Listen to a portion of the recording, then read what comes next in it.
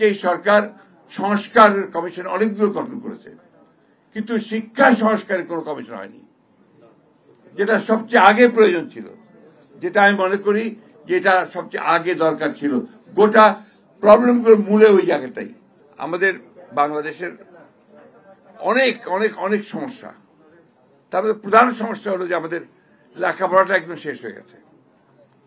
শিক্ষা ব্যবস্থা, শিক্ষা এটা আপনার একদম শেষ, ওটার মধ্যে কিছু অবশিষ্ট আছে আমার কাছে মনে হয় না।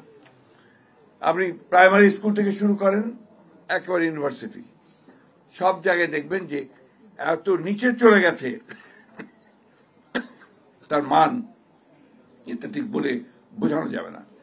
ক্যাডেট কলেজের ছাত্র Saeed Abdullah, cadet college privileged শিক্ষা প্রতিষ্ঠানের একটা। এই দেশে খুব কম সংখ্যক ছাত্রই সেখানে যাওয়ার সুযোগ পায় এবং এটা সরকার অনেক অর্থ ব্যয় করে, most privileged. What about the primary schools? একেবারে সে কুড়িগ্রামের চরের উমারির চরের মধ্যে প্রাইমারি স্কুলটা বা হাই স্কুলটা, সেখানে কি শিক্ষা পাচ্ছে, কি ব্যবস্থাটা আছে, সেটা কিন্তু আমরা অনেকেই জানি না। অসংখ্য স্কুল তৈরি হয়েছে আপনার বিভিন্ন এমপিও ভুক্তি করে, এবং কলেজ তৈরি হয়েছে উইথ অনার্স অ্যান্ড মাস্টার্স, যেখানে আপনার কোন শিক্ষক নেই, সেখানেও আপনার অনার্স করে বসে আছে। দিনাজপুর গভর্নমেন্ট কলেজে যাওয়ার কিছুদিন আগে আমার সুযোগ হয়েছিল। আমার চাকরি জীবনের শুরুতে আমি দিনাজপুর গভর্নমেন্ট কলেজে কাজ করেছিলাম। সেখানে একটা ডিপার্টমেন্ট আছে, অ্যাকাউন্টেন্সি ডিপার্টমেন্ট, যার মাত্র একজন শিক্ষক, অনার্স আছে, মাস্টার্স আছে, অনলি ওয়ান টিচার। এখন আপনারা বলুন যে এই কলেজগুলোর কি প্রয়োজন আছে? সবাই আর্টস পড়ে, বিএ আর্টস বেশিরভাগ, এবং আপনার যে কমার্স খুব কম ছাত্র পড়ে আজকাল, সায়েন্স তো পড়েই না প্রায়। তাহলে এই যে শুধুমাত্র জেনারেল এডুকেশনে বিএ পাস করাচ্ছেন, তাদেরকে দিয়ে আপনি কি করবেন? তার প্রয়োজনটা কি? সমাজে তার প্রয়োজন কি? কোনো প্রয়োজন নেই। এবং যার ফলে দেখা যাবে যে তার পুরো শিক্ষাটাই ব্যর্থ হয়েছে। এর মধ্যে কি হয়? ছেলেকে লেখাপড়া শেখানোর জন্য বা মেয়েকে লেখাপড়া শেখানোর জন্য ওই বৃদ্ধ মা তার জমিটুকু শেষ জমি বিক্রি করে ছেলেকে পাঠিয়ে দেন ঢাকায় পড়ার জন্য। সেখান থেকে বিএ পাস করে যায় বা একটা প্রাইভেট ইউনিভার্সিটিকে একটা ডিগ্রি নিয়ে যায়, তারপর চাকরি খুঁজে পায় না।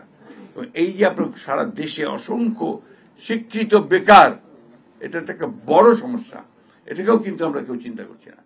আজকে এই সরকার সংস্কার কমিশন অনেকগুলো গঠন করেছে, কিন্তু শিক্ষা সংস্কারের কোনো কমিশন হয়নি, যেটা সবচেয়ে আগে প্রয়োজন ছিল, যেটা আমি মনে করি যেটা সবচেয়ে আগে দরকার ছিল।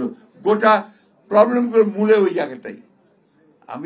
আমার যদি শিক্ষাটাই ঠিক না হয়, জ্ঞান যদি আমার না থাকে, তাহলে আমি কি দিতে পারবো বা কি নিতে পারবো, বা সমাজে কোন পরিবর্তনটা আমি আনতে পারবো, আমি নিজের পরিবারের জন্য বা কি পরিবর্তন আনতে পারবো। আপনারা দেখুন মেডিকেল কলেজগুলোতে পরীক্ষার রেজাল্ট কালকে বেরিয়েছে বোধ হয়, তাই না? এবং এতগুলো ছেলে পরীক্ষা দিয়েছে, তার মধ্যে কয়েকটা মাত্র 5,500 ছেলে বোধ হয় সুযোগ পেয়েছে বিভিন্ন আপনার সরকারি আপনার মেডিকেল কলেজগুলোতে পড়ার জন্য। বাকিরা কি করবে? আবার তাদের কি? সবচেয়ে মজার ব্যাপার হচ্ছে হাই স্কুলে লটারি করে ভর্তি হয়। আমি উদাহরণ দিলাম ঠাকুরগাঁও জেলা স্কুল, সেখানে লটারি করে ঠাকুরগাঁও ছেলেরা পরীক্ষা দিয়েছে। ক্লাস 3-তে যে ছেলে ভর্তি হবে তাকে যেতে হচ্ছে আপনার গাইবান্ধা স্কুলে। এটা কোন ব্যবস্থা? কি লাভ এটাতে? কি তৈরি হচ্ছে আমি কিচ্ছু বুঝতে পারি না। এই যে একটা আমি বলবো এটাকে উন্মাদনা চলছে শিক্ষা ক্ষেত্রে, এইটা তো আপনার কেউ কোনোদিন এটা দৃষ্টিও দিচ্ছে না, কথাও বলছে না, এটাকে পরিবর্তন করার জন্য কোনো চেষ্টা করা হচ্ছে না।